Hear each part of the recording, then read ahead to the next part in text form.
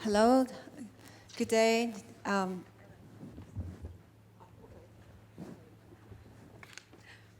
Thanks for coming today.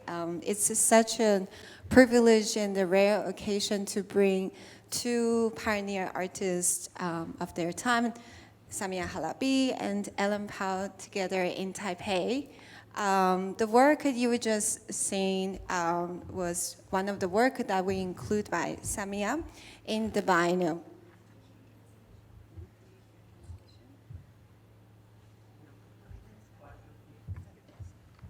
Sorry, that's called a kinetic painting. So those of you who have not known that Samia is a trained abstract painter. She excelled from Palestine since 1948. But the work on view in our biennial is kind of different form of abstract painting. We call it kinetic painting in the biennial. And then we have 4 works. There are different floors in the show. It was a performance that Samia did with the kinetic painting group in 2019.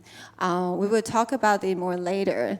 And just to say that the projection images with slideshows was combined by the body of work by Samia and Ellen. So throughout as reference images while we are talking. And so Ellen Pao, one of the pioneer artists from Hong Kong, she started developing her major work in the late 1980s and 90s, mainly reflecting the politics, also the transitions of Hong Kong during that time through navigating the technological of the media. So it's really very great pleasure to have you both here. We'd like to say a few words to the audience. Yes, I would. My name is Samia Halaby, which is the Arabic language. I was born in Jerusalem in 1936. In 1948, when I was 11, settler colonialist invasion with the support of England, the UK, and the US began to take over Palestine. Since then, the horrors of this invasion have been numerous and almost secret to the world because we have no control, like all oppressed people, of the media. The media is lying all the time. And right now, there's a huge massacre taking place in Gaza, where nearly 100,000 people have been slaughtered, and more than that is in huge danger of dying. And food, water, electricity, any help is being denied them. For me, as a Palestinian, to be performing and enjoying without recognizing the agonies that are taking place in Gaza, it would be a crime on my part, a crime of silence. I urge all of you to look into the matter and to support Palestine and to look for the truth. Thank you.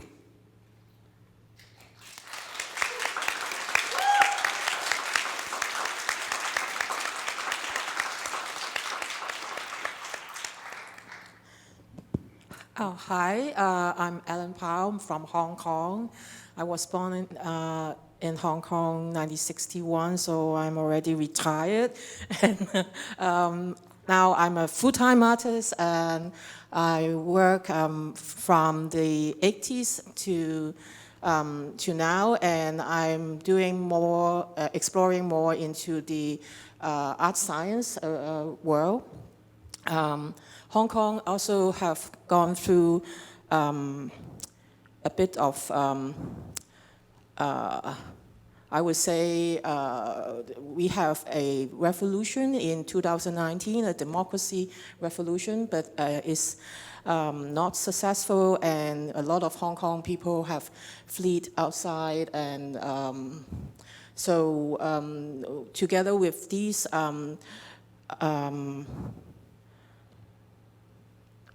tragedy, I think we also would take it into our work. So I think besides the beautiful images that we see on our work, we still have a lot to say in our heart, yes.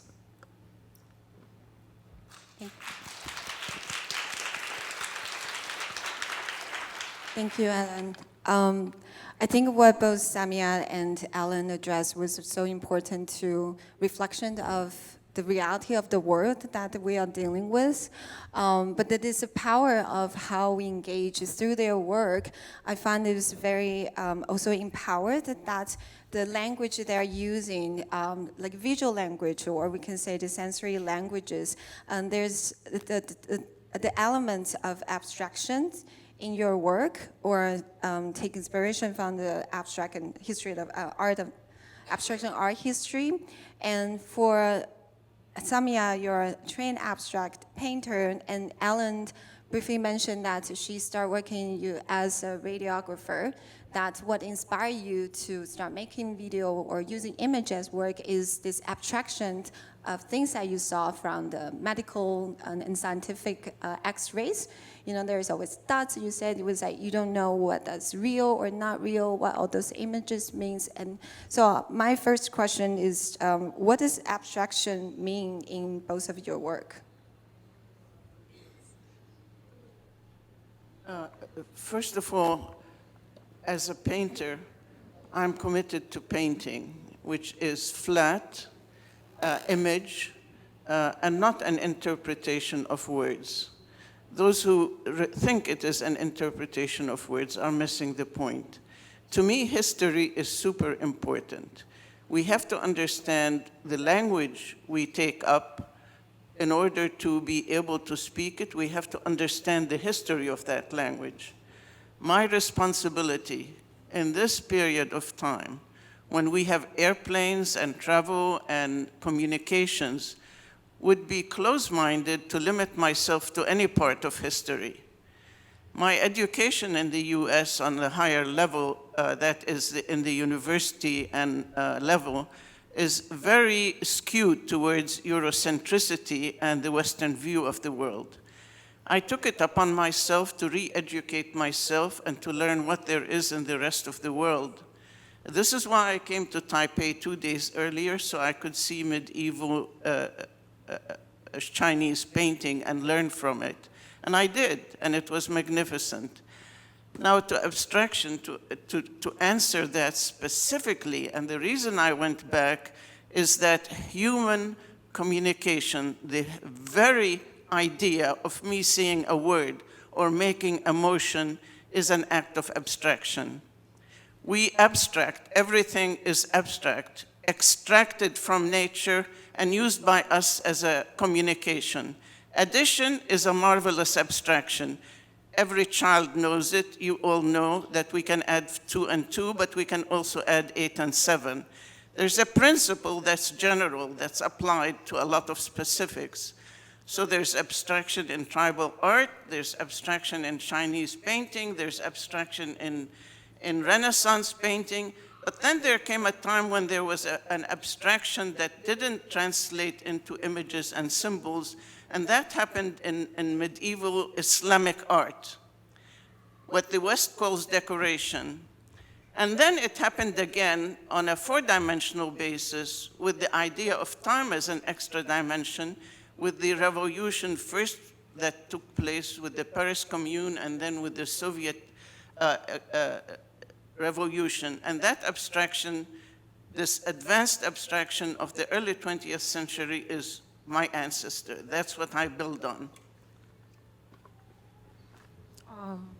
When I study radiology, the first lesson is about how to build the image, how an image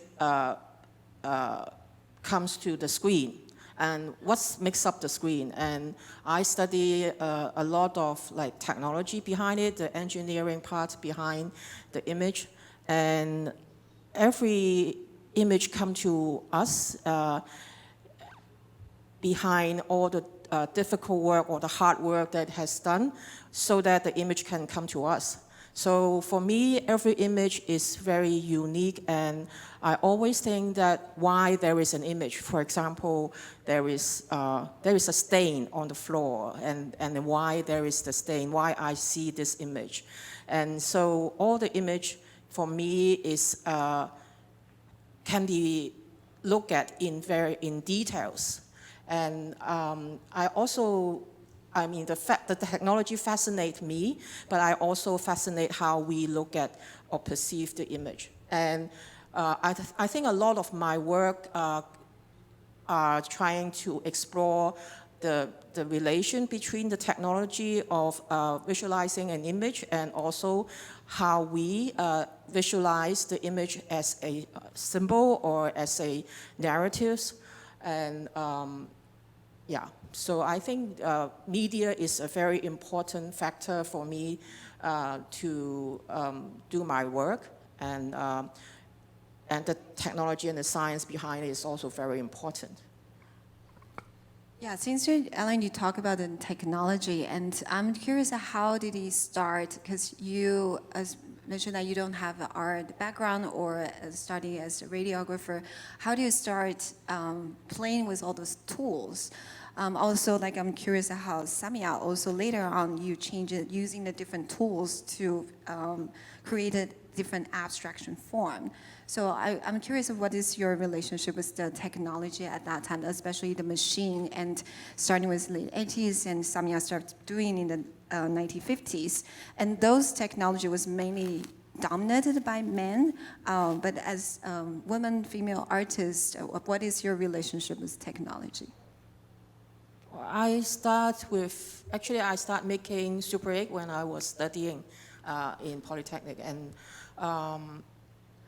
and I experienced like group work of my team is all male, and I experienced working with a team of male aspire filmmaker, and I think as a woman, I can feel the difference, especially when we are making creative decision, and also to do all this labor work, like we have to carry the camera and all that, and then I feel that as a woman, I prefer to have my own say, like in a more autonomous position, to have a camera that is more versatile, more light, so that I can carry around with me, myself, rather than depending on other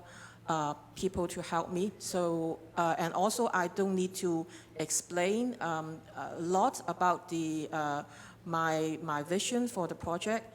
And so that's why after the Super 8 production, I turned to video making, and I try to explore a new media that is not not a industry standard machine, and I can play around with it, and mainly I think I found the joy of playing around with this electronic medium, especially when I discover the feedback, and the feedback system is, I'm not able to control a lot, but there's some of the feedback system I can control. And I find it fascinating how the lens and the camera the lights from the camera, the lights from the television and the lens can make an angle to generate different colors. And so when I discovered the relation between the lens and the television, then I start to explore all this abstraction and to produce image without a real object. And that is fascinating for me at the first start. And then later I try to play with the electronic medium with another machine, like the special effect and the camera and all the different things. So it's very fun at the very beginning. Yeah, I think we include one of the early works that you did is Drain 2 on the first floor. That was you. You want to tell us more about how you make this? Where you work with a theater group in Hong Kong at that time. Yeah, I work with Sunyako Sahijuan. In Chinese, it's 纪念二世面体. Sorry. And the head, the artistic director at that time is Danny Yong, Yong Lian Zheng. He invited me to be the videographer, so I will take video documentation for the group. And in that performance called, actually I forgot the name of the performance, but in the performance they have in around 1987, I make a documentation of a scene that there is two curtain on the side, and then we can see only the middle part.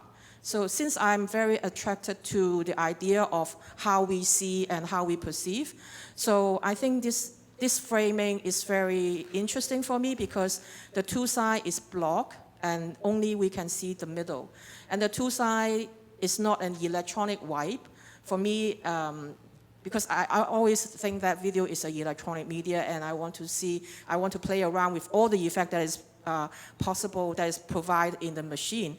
And so I'm thinking if I am putting an electronic curtain on the side, will it have the same effect or the same, the same visuals?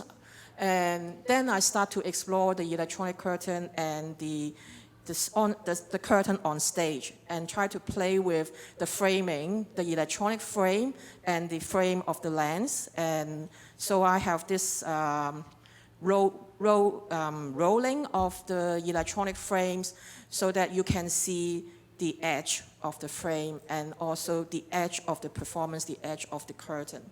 And so I play with all these elements in the Drain 2.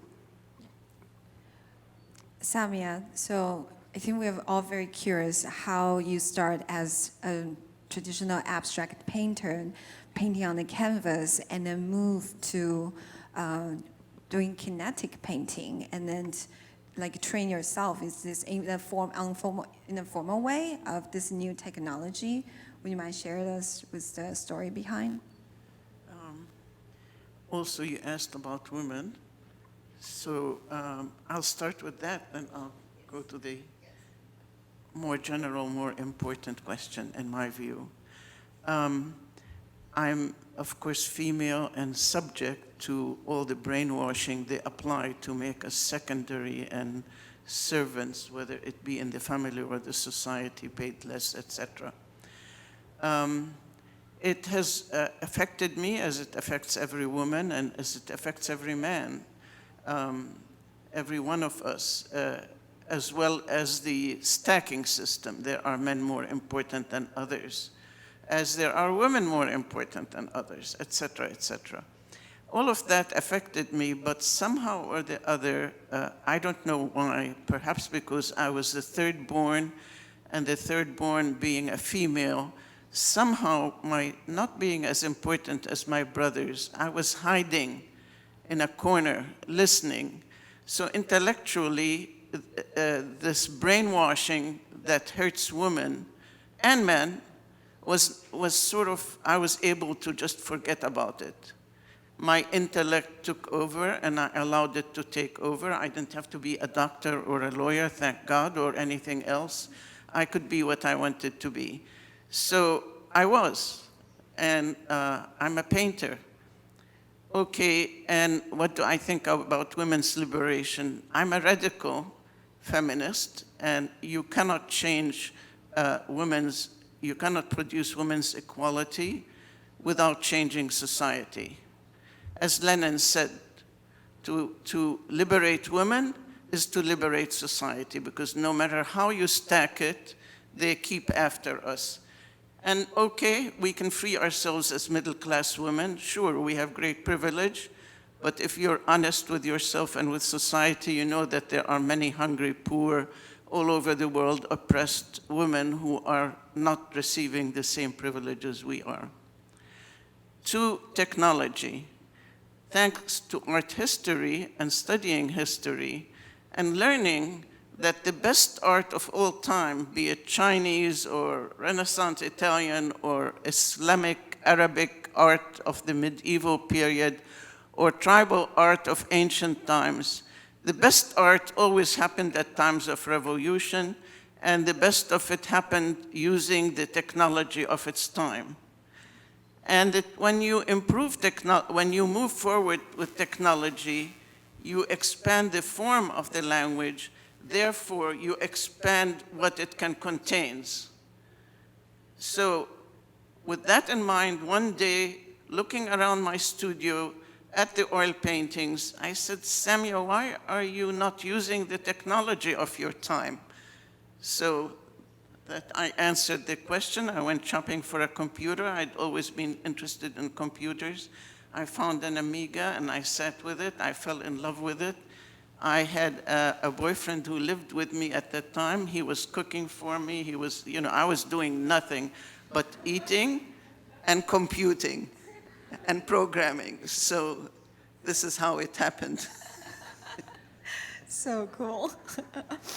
In the 80s, 1986.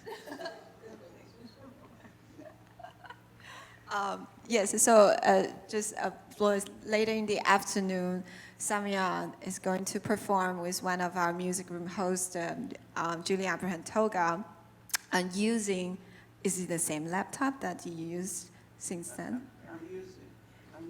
I will be using a program called Kinetic Painting, which I wrote in the 90s, from 1990 to 96. Yes, so this afternoon we will see Samia's performance. So since we are in this music room, and in the past few days we've been talking a lot about the audio experience, can you discuss the role of sound in your practice? When I started computing, I started with I was a mature painter already. I was already 50. And I knew that abstraction was the way of painting for the future. It doesn't mean every painter has to do abstraction. It doesn't mean every picture has to be abstract. It means that if you've dedicated yourself to researching the language, in my view, that's where the research is. But still, all the other ways of painting are useful and nice. I don't put it down and I don't criticize it. I'm just saying I'm an explorer, and this is what I believe is what my study has persuaded me is the right path to take. So with abstraction, I thought, okay, a new medium, a new container, and yes, there was a new container, and yes, it's able to do things that were amazing. One, it's a picture plane, and I've studied the meaning of the picture plane throughout history, and it's very interesting to move from ancient Shang painting or ancient Egyptian and Mayan, where pictures are in a row after row, to move to an idea of a scroll, Japanese scroll, to the picture plane in the Renaissance, which is a window, and to come to this window that is a computer that has a memory. Where on earth before technology did a picture plane for a painting have a memory? Things can go and come back, they can move and they can jump and they can make a sound. So that's what sound is. And when you look at reality, I said that my painting is about reality. and I will explain more if that's a little hard to figure out. When you look at reality and you're walking, basically, it just may help to say that in the first 3 decades of my practice, I was exploring how the eye sees while we're sitting stationary. In 1980, I shifted to exploring what we see as we move. How does our mind congeal all the images, all the shapes that are contracting and and expanding as we walk past them. And so when you walk down the street, sometimes there's something behind you that you hear but you don't see, and something far away that you see but you don't hear. And you're aware and you're looking, you have strategies for looking, educated, important, because they keep you safe, because you could walk into the street and get run over. So all of these strategies, plus the way we see some things that we don't hear, etc. It is this experience of hearing while walking that is in my paintings. If that's music, then it's music. But in the Amiga paintings, I made the sounds. They were just sounds. They were very primitive, just click or bing bang, between 2 shapes talking to each other.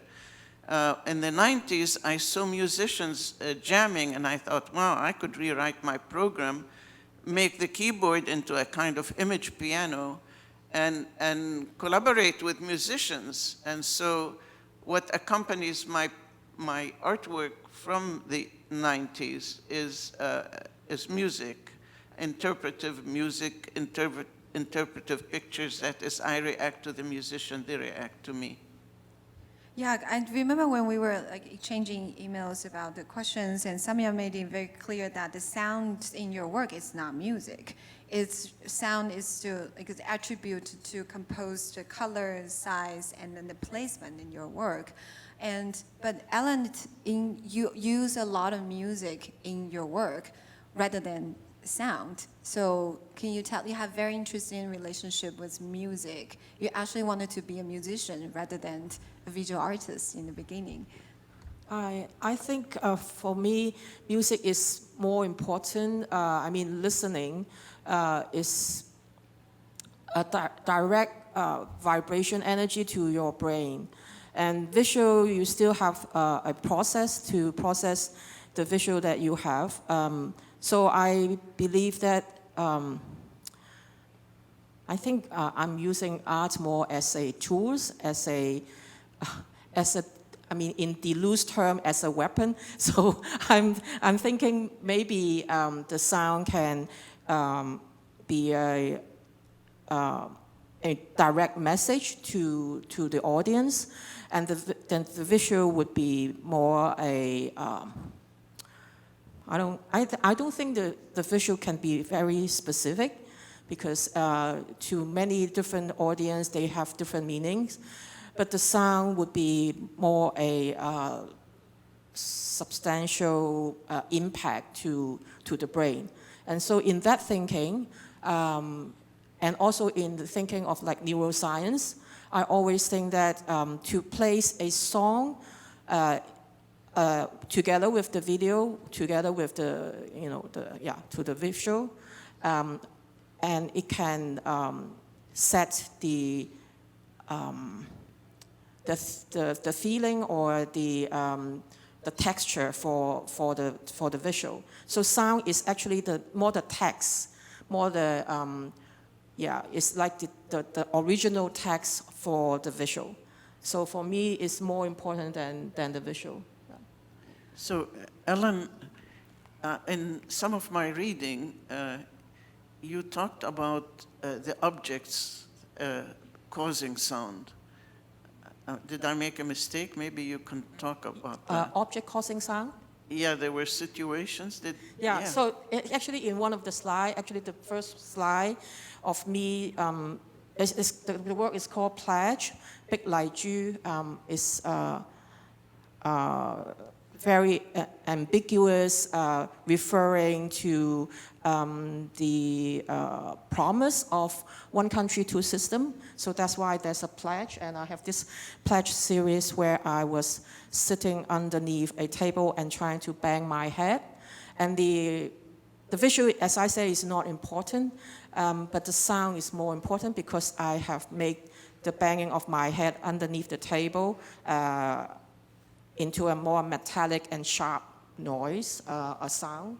And so, so I actually use object to produce sound, but I usually would process it or I edit it so that it carries the kind of energy that I really would like to project onto the audience, Yeah, the work that Alan mentioned earlier, that we did like a couple iterations when I did a show with you at Parasite, and a lot of, besides the sound of a work, and then one interesting element of that piece is that your body was also part of the work. So a lot of your video works also employ this performative elements to it, and then Samia also also there's a performance, a lot of the performance elements, the collaborative performance with other musicians. So I'm wondering that how is your relationship with the collaborative settings in your work? And Ellen, you recently, last year, just did a larger performance work at M+, and also a collaboration with a lot of musicians. We'd like to tell more about that. Actually, the M+ work is interesting because that is this is the image you are seeing. Yeah, right now. that is a silent work. And that is the first time that after the COVID, Hong Kong have the Art Basel, and they have commissioned me, together with M+, they commissioned me to do a piece for the facade. And since the facade is huge, and we can see from afar, but there won't be any sound. And I'm thinking the situation, after COVID, actually, like the small world, we have not been like in touch with the big old world, and a lot of also a lot of grief because of the 2019 revolution, and so I made this piece to be silenced. And the figure on the screen is doing a sign language of the Heart Suture, a Buddhist script. So it's also a way to commemorate both the people that we have lost during the period. And also the screen is semi-transparent, so that when I was doing this visual, the image, I also consider the lighting behind the screen, because behind the screen is the office building of M+, and they have the office light will shine through if I have darkness. So there is actually more darkness than light, LED on the screen, and it's very dark and it's quiet, and I think it convey the kind of mood that I would like to convey at that time. Yeah. Ellen, how was the image produced on the big building? It was built by the architect. The facade was made up of LED strip, and I think it was installed like around less than 1 meter away from the window. So, yeah. So the strip is not close to each other. It actually is like a window wide between them. So it's semi-transparent. You can see the lights coming from the window. And from that picture that was took by a photographer, you can see from the dark body of the performer, all the windows behind the off from the office, so we can see the lights from the office, and that is one of the very important features that I would like to see. And during the opening, I think it's very lucky that I have the LED strip suddenly broke down, and there is so many noise on the screen. And I really enjoy the whole scene, because I think that is a moment of synchronicity where the LED screen understand what I want, and they start to play with their own color. And I really think that is amazing for me. Just to give you a little background context, is the work that Alan shown in the big screen is a new museum just opened in Hong Kong called M+. And a very ambitious project they did is outside this facade of the M+ building is, I don't know exactly how many numbers, hundreds of LED screens, which is designed particularly for large moving image work. And Alan was the first one commissioned by M+ to show what she just described as sign language with lights. What lighting was a very important element to that work. So there was throughout the duration, and audiences starting from in the evening can see this very beautiful and powerful lighting video work on the facade. But then because the museum just opened, so there was a lot of surprise, and because the LED just didn't work. Mm-hmm. But then as Ellen said, it just creates a very beautiful surprise to it. Yeah. Yes, so Samia, yes, you mentioned that early on that you start employing sound to your work and want to work with musicians and continually. And how does this transitions, it becomes really part of your work? It just becomes from a single painter working on the canvas and then become like a more collaborative with other musicians. And how do their music affect the way how you create images?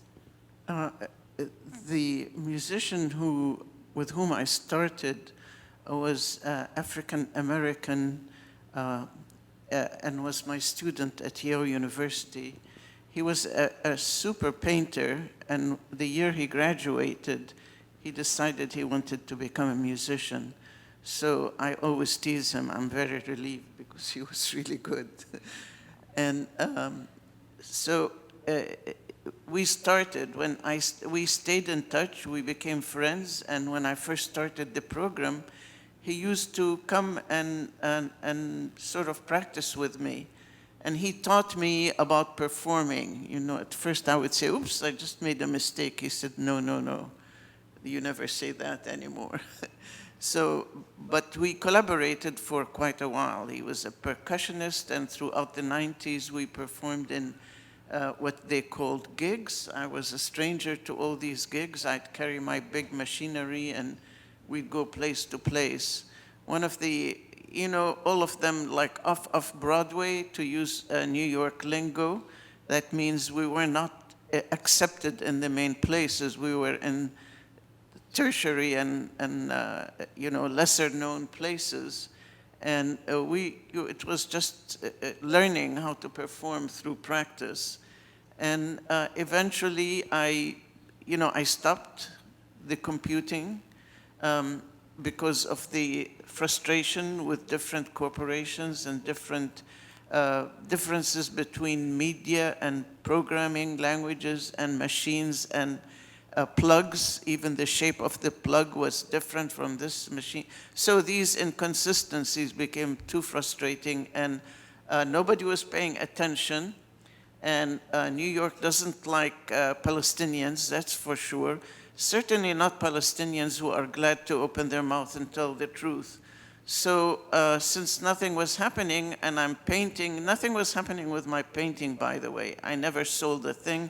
Very few people ever heard of me till I started turning my back on New York and turning my face to the Arab world, where I found immediate acceptance.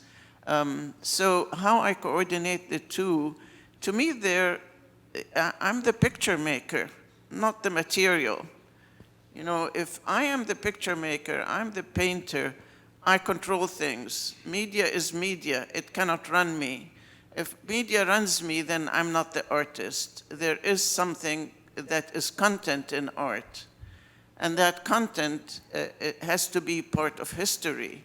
It's not abracadabra, you pull it out of a bag anytime you feel like it. You know, the pedestrian expression, you don't reinvent the bicycle. It's been around, so just use it. So with that in mind, to me, they're so identical as processes. You put a mark on a painting, you walk back to see if it's good. If it's good, you go put another mark, back and forth, back and forth. That's to me no different than sitting at the computer, writing a few commands, compiling and linking the program, and then running it. Oh, is this nice? Yes. It's ugly? No. I go back, I change it. It's the same process. But instead of walking back and forth, I'm sitting down. And the nice thing is I can save it. But there are things about technology that are an abstraction that are worth thinking about. One, as abstraction comes in, the content is about general concepts. First historical first of the idea of the general came with Impressionism and the Paris Commune, a time of working class revolution. And it grew with the Soviet Revolution.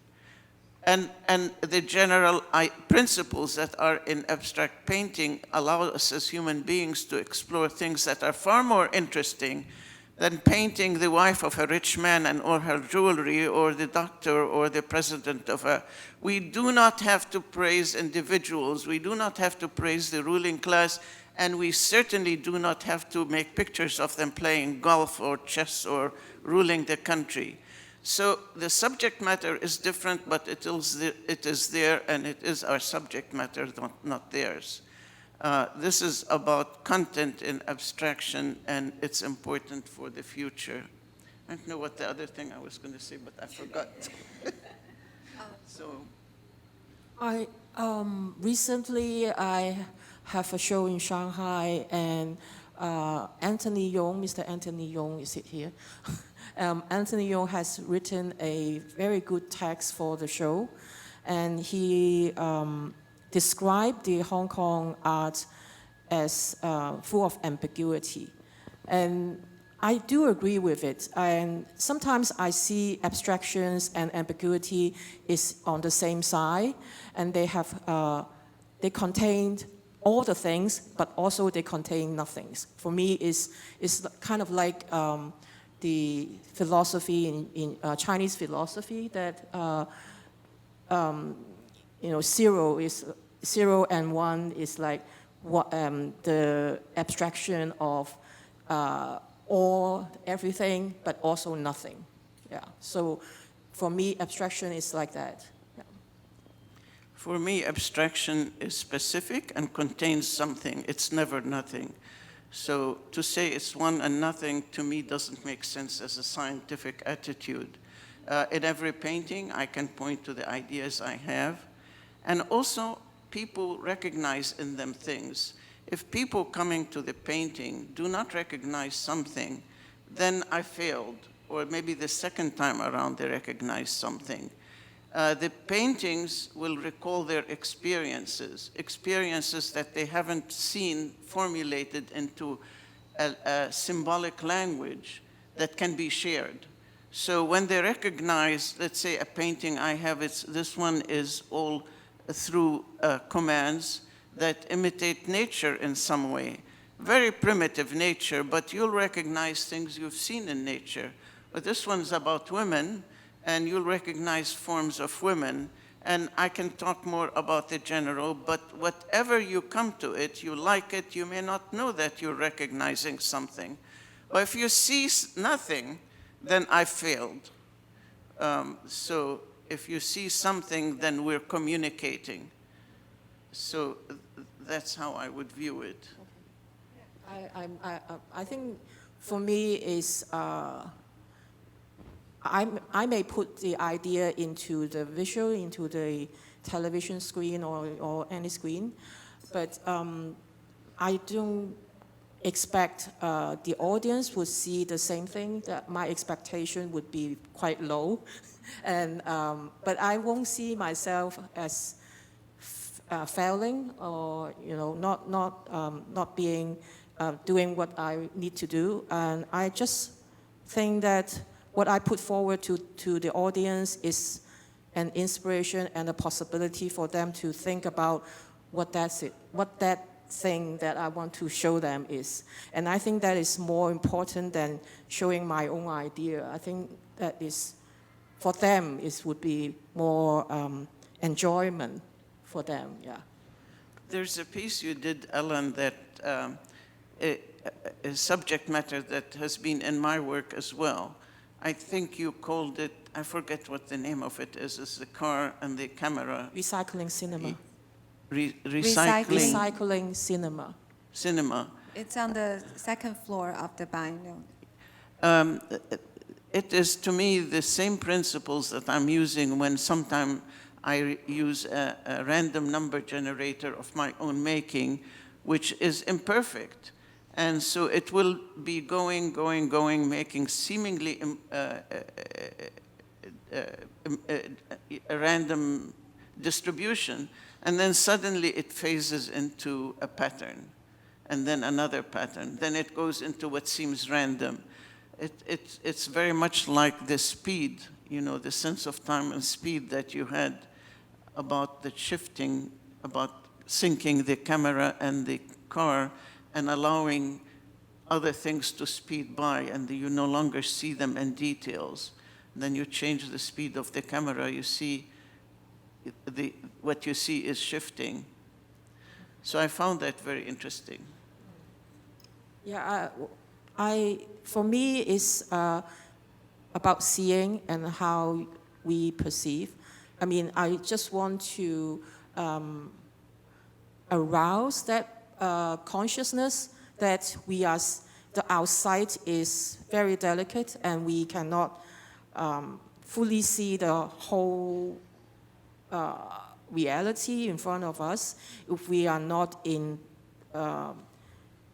sync with the or the speed. The speed is not in sync with the reality if we are like daydreaming or I don't know.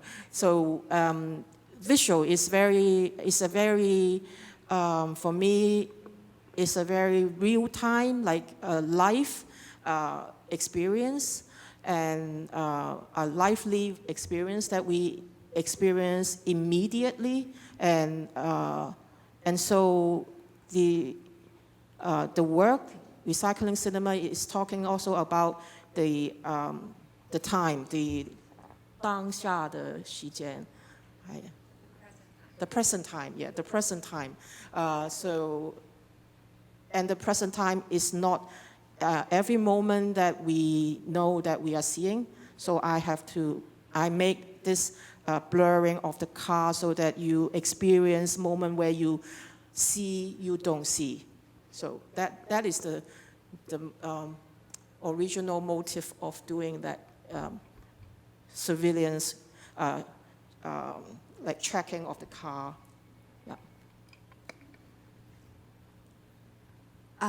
We have a bit of time. It's such a rare chance. I would like to open question to the floor. If anybody has questions to both Samia or Ellen.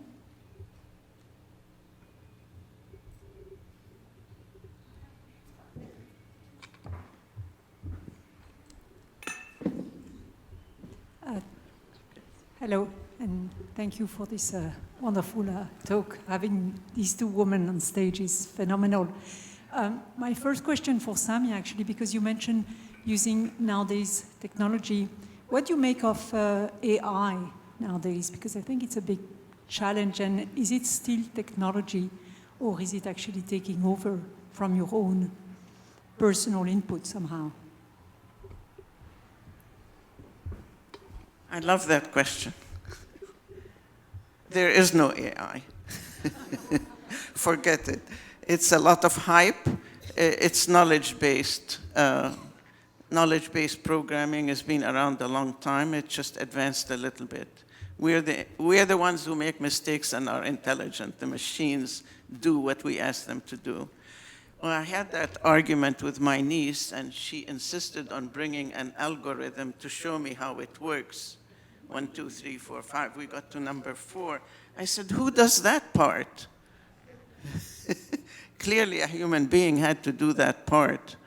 And recently, just to bring fun politics into it, you can ask an AI to tell you about Palestine, and it comes up with the worst description possible. We're animals. And then you ask it to describe the Israelis, and wow, they're angels. So no, that was not AI. I hope artificial intelligence, if it ever comes, and I doubt it, will be a little more egalitarian. So no, there's no AI.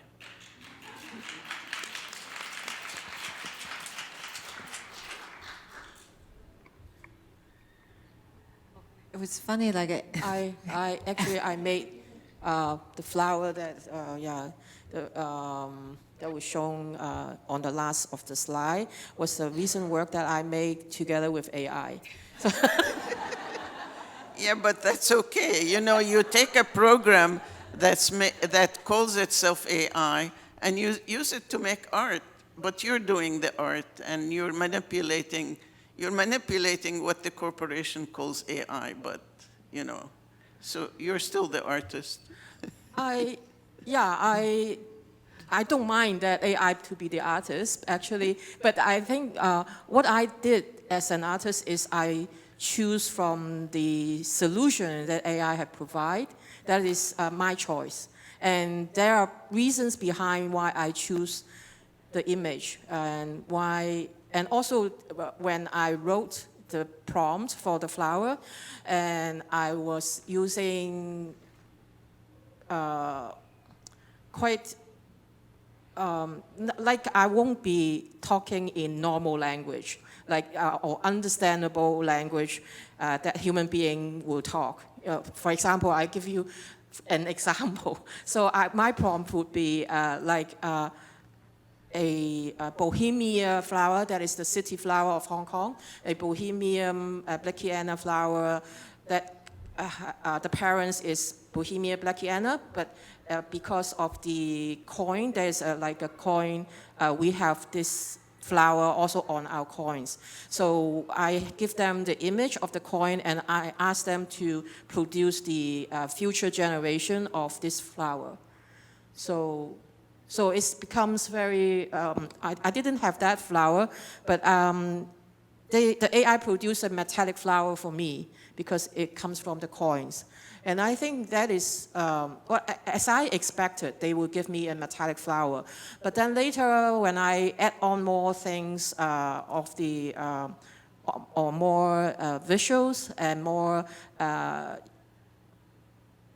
texture to it, then it becomes a flower that I choose, that I really think is quite moving, I mean, the image moving far away from the original bohemian flower. And I think that is the flower that I want to see. The future generation should be quite different. It's like a science fiction.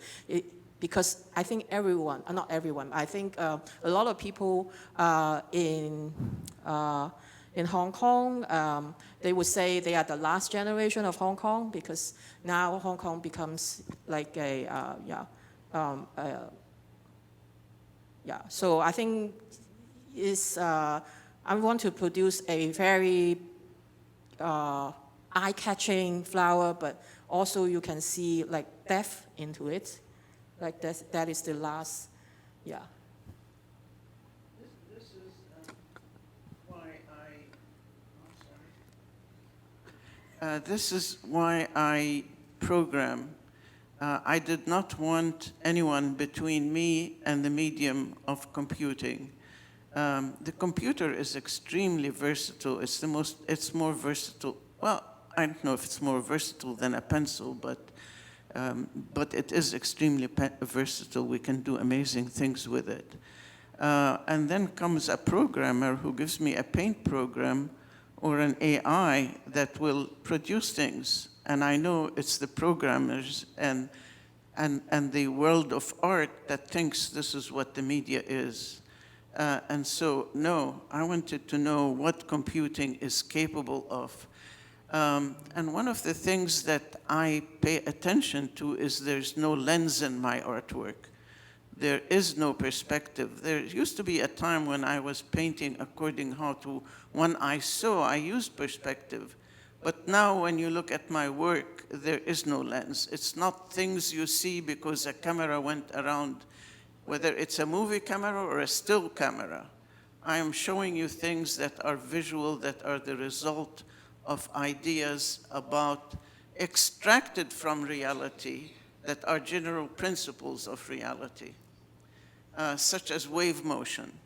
You can see wave motion in the ocean waves, or you can see wave motion in the wheat field. You can see wave motion in a row of people waiting online buying tickets.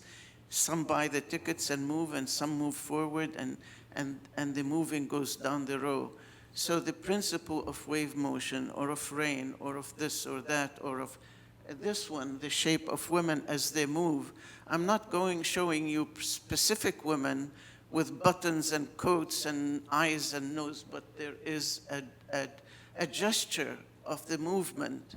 It first started with my inspiration seeing women wearing the Palestinian tobe, which is a long dress, and watching the different parts as they moved of a group of female figures.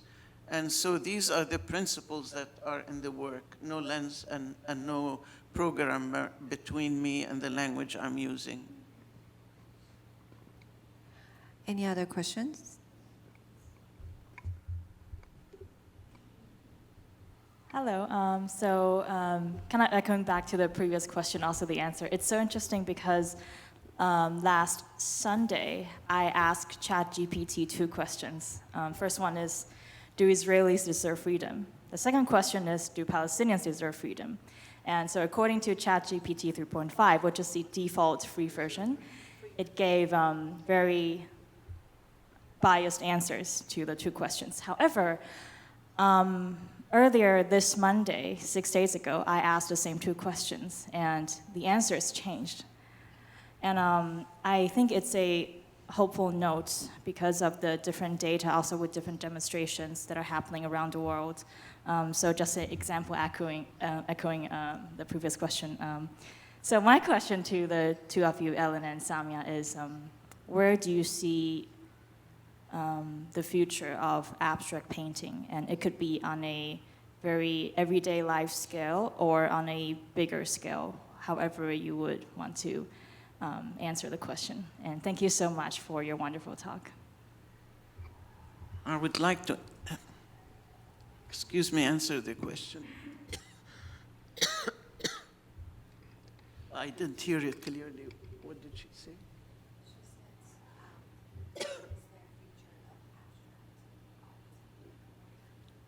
You asked, is there a future of abstract art?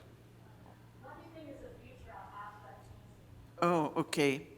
For that, let me give you this analysis. Again, I pay attention to history, otherwise I don't know where I'm going. And this is very important because there's a lot of propaganda aimed at young artists, and it's very negative propaganda. One of the worst principles of this propaganda is that painting is your personal expression. If you look carefully at that very thought, you find that it originated with capitalists in this 18th century. There's a French critic who was the first. But you look at history carefully, and nowhere in all time were pictures about the person of the artist. Imagine Michelangelo describing his feelings all over the Sistine ceiling. I mean, it's a ridiculous principle completely fed into artists all the time. It's not about us. The art we make is our contract with our society that we as painters are following a certain direction that is based on history. And it is the responsibility of each one and every one of us to overcome education or the museums. You know, the whole thing, let me get very political here. The whole thing is built on our back. If we artists would walk out of this building, they would have nothing here. They just have the money of the people who funded the museum and the bureaucrats who run the museum and the curators and the critics. But we make it all. It is based on us. But we are the last, we have the least power of decision. And it was very obvious at that party at the sea, whatever it was, where artists were there to try and make time with curators and critics and so on. Well, it's very cruel. It's the artists who have the material, not the curators and the critics and the so on. And the critics and the curators, many of them are good and they'll choose nice things and make good exhibitions. But who decides really is art in due time is none of these. It takes a few generations and then on a popular level, the decision is made. It is a social contract. Being an artist is a social contract. So, sorry to be so long-winded, but here's what history tells us. Since the Paris Commune, we've had a wave motion. We've had ups and downs. There's been art that's about material things, real things, such as the Impressionists. Then we had the Art Nouveau, which was about, hey, handmade, you know, let's be feely, touchy. Then we had the Cubists and the constructivists, and it was about material things. Then we had surrealism. Oh, forget reality. Let's get into our brain. Let's look at our navel. Then we had abstract expressionism, back again to abstraction. Then we had very backward pop art. Hey, let's be nationalist American, make a hamburger and a US flag. So it goes back and forth, back and forth, back and forth. The true advancement in the language of painting, and I'm not talking about other languages, I'm talking about painting, and the most recent attack on painting was postmodernism. It's not about words. Paintings are visual. You don't translate words and make pictures. You translate words, you make symbols. You don't make pictures. So yes, there's a future for abstraction. Whether right now anybody is loving it or not, that history tells me that this is clearly the direction forward. I think now we are working with AI, and AI use a lot of data. I mean, the image that I provide to AI is data for them. And I also use a lot of word. And I see words becomes very important, how you use it. I have a quote. I'm sorry, I have the quote here. It's from Deleuze, and it said, write. Form a rhizome, increase your territory by deterrorizing, extend the line of flight to the point where it becomes an abstract machine covering the entire plane of consistency.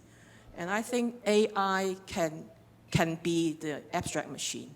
But who writes that? Who writes the visual out? And it would be anyone, because I think now people are enjoying the social media. They can post their photographs. They can have their own drawings. They can do a lot of creative projects on their own. And everyone is an artist. And I believe that if everyone has the philosophy or the thinking of a real artist like Samia, then the world will be better, because the words they put into the machine, the abstraction that comes out from the machine is better. It's like make the world better. Art can be useful again. It's not like just showing the food that you will be eating, or the or the place that you have visited. So I think we have to be very conscious of what we are doing to produce the image. That is also a very important thing when you, to know your consciousness before you do anything with AI, I think. Can I answer? I think words are an art. It's just that they're not a visual art. And when you interpret them to make something visual, the source is the word. And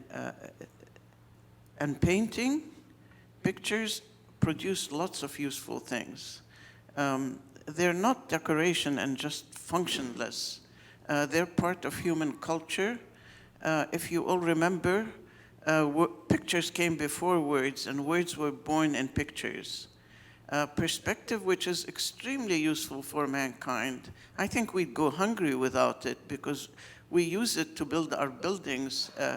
AutoCAD, ray tracing, unfortunately, target recognition, you name it, perspective has become part of our life and the production of the things we need to eat. Color, division of light and color, that's also very important. The idea of a camera was born in painting. The whole idea of how you look and how you frame was born in painting. All of these are technologies that were born in the research of painting. And abstraction has already contributed a lot to graphing in science, understanding how to make graphs and comparisons of various dimensions. All of that comes out of painting, out of research of painting, not out of in painting being subjugated to words. Mind you, words are still a separate art. The very nature of civilization is that we specialize. Arts divide, and they become many different branches, and all of them are useful to us, and we want to preserve all of them. Thank you. Okay, one last question. Actually, I have two, one for each artist. Okay, on the note about persuasion, because what we saw here is a remake of 1992 work, and then 2019, a remake of the 1992 works. What happened to your original paintings? I mean, those computer art. I think you used the term before, computer art, in another talk. What happened to your original works? How do you preserve your work? And then I don't know if it is a question for Ellen. Maybe she can elaborate a bit. Because in this talk, the context seems talking about abstract art, but I personally never put Ellen into the realm of abstract art, because she always used the terminology non-narrative. I think, to me, Ellen is one of the artists that opened me up in terms of not talking about linear narration. I think to me, she's important in that sense. Maybe Ellen can take a bit of an opportunity to talk about her idea or her take on, her practice of non-narrative.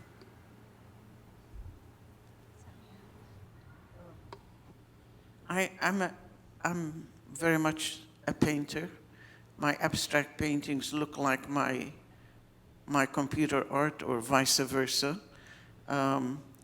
Since I reduced my efforts with programming, I might have clocked as many as 200-300 abstract paintings in the past 10 years, or 15. So I'm still very much a painter of single images on canvas. And I've explored many other media, so I hope I understood your question. That's the answer. If I didn't understand, you'll correct me. I'm sorry. Sorry, my question is, I'm asking how you preserve your computer work, because what we saw here is a remake of 1992 work in 2019. Okay, the thing is, this work is made if I understand correctly, the discrepancy in date is because the program still exists, and the program can be used anytime. I didn't publish the program. I leave it for my own use. It's like having made a musical instrument. And so I am able to play the buttons with a musician in 1995, which I did in 2005 and in 2019. So, and that it's the program I will be performing with was written in the 90s. The program also is capable of producing single images. They don't always have to be moving images. So sometimes I play with it, and then I see something that really is nice. I save it as a file. I hope I understood this time. Yeah, I don't think it's about remake. It's like different editions based on the programs. Yes. Did I understand? Yeah, okay. So about non-narrative, it's actually narrative, this word has